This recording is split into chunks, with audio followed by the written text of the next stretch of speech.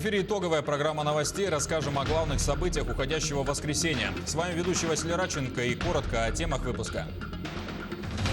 АСН Николаев подписал указ по ослаблению и снятию ограничений на отдельных территориях Якутии с 12 мая. С Чаянды еще 500 человек сегодня отправились в родные регионы. А в Венгрии 9 мая после долгих поисков удалось обнаружить могилу якутского солдата.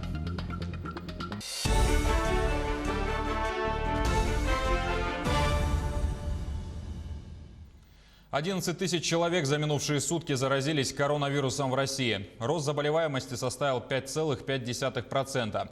Теперь в стране с начала пандемии у более чем 209,5 тысяч человек обнаружена инфекция. Из них выздоровело 34 300 человек, почти 2000 скончались.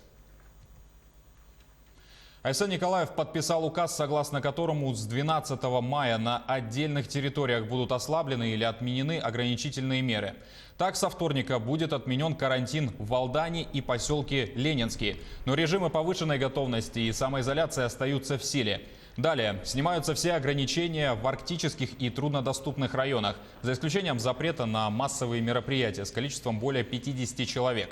В сельских муниципальных образованиях Якутии откроются все предприятия торговли и парикмахерские. Однако на территории всей республики, кроме труднодоступных районов, строго обязательно ношение масок и перчаток для персонала, проведение дезинфекции и социальное дистанцирование.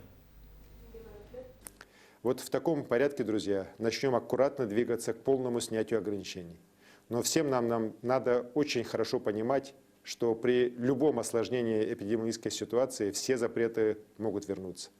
Очень хотелось бы, и я надеюсь, что ужесточать ограничения не придется.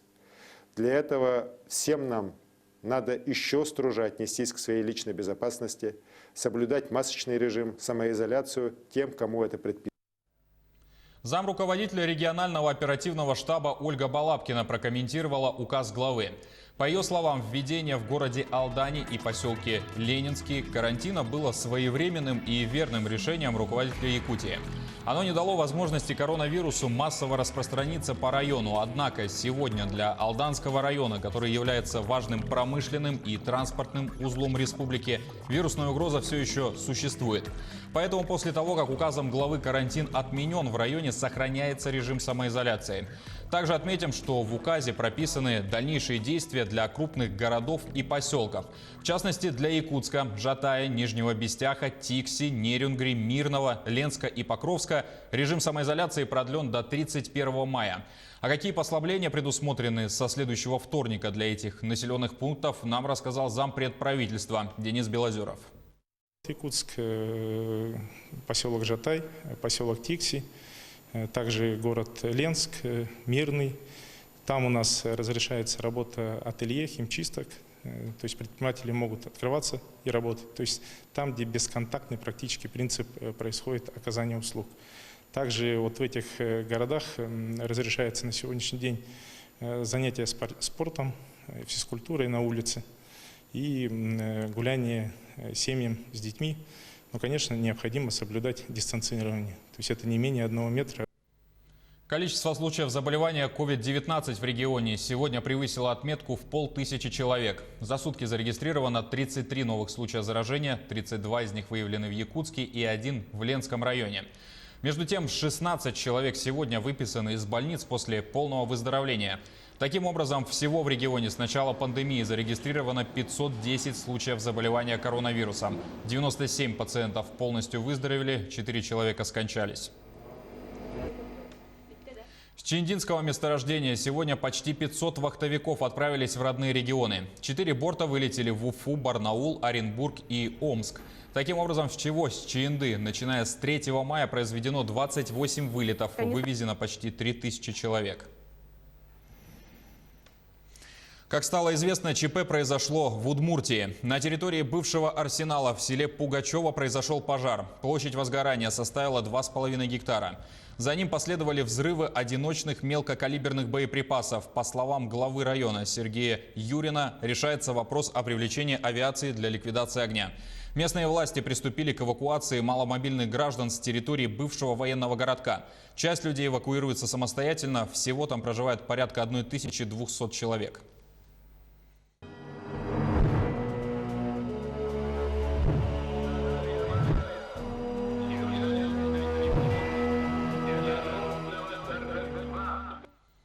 В Венгрии 9 мая нашли могилу якутского солдата. Поиски организовали земляки погибшего на фронте героя Советского Союза Алексея Миронова, уроженца села Кинтик Верхневилюйского района. Кроме восстановления исторической справедливости, они хотели отправить на могилу Алексея Афанасьевича горсть земли с родного края. После тщательного исследования документов и диалога с местными властями венгерских населенных пунктов было необходимо выехать на место. Но из-за ограничительных мер в связи с пандемией это не представлялось возможным. На зов, брошенный в социальных сетях, откликнулись якутяне, живущие в Венгрии неподалеку от нужного места.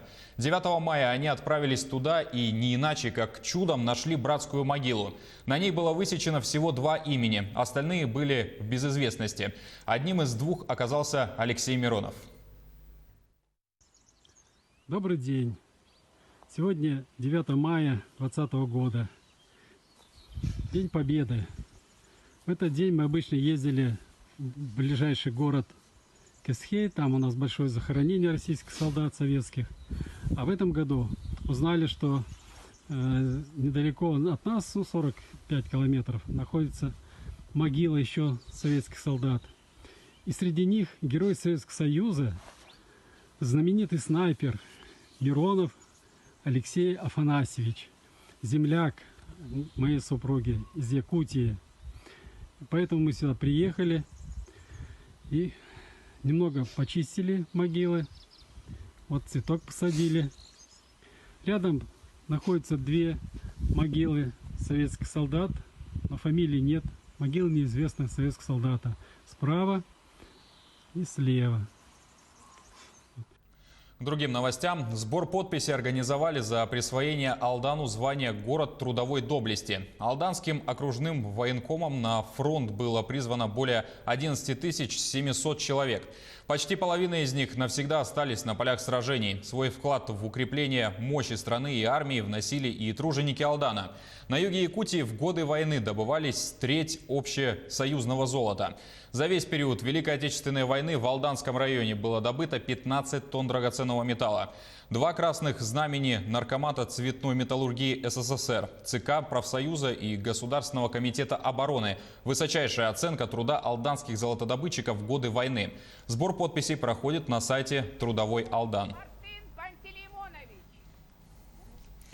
Во двор одного из частных домов в столице республики забежал лось. Информация об этом распространилась в мессенджере WhatsApp.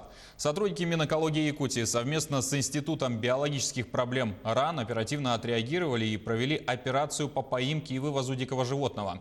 Как выяснилось, далее самец лося забрел на территорию базы ООО «Тако» в районе хлебзавода.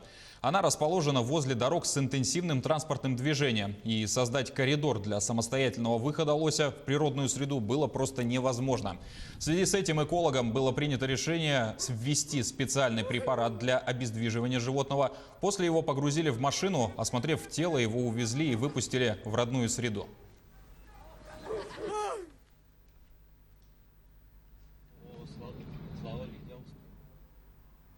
Теленок бизона родился в якутском зоопарке Ортодайдо. У особей Саргули и Илюши родился уже 2-й малыш. Это мальчик.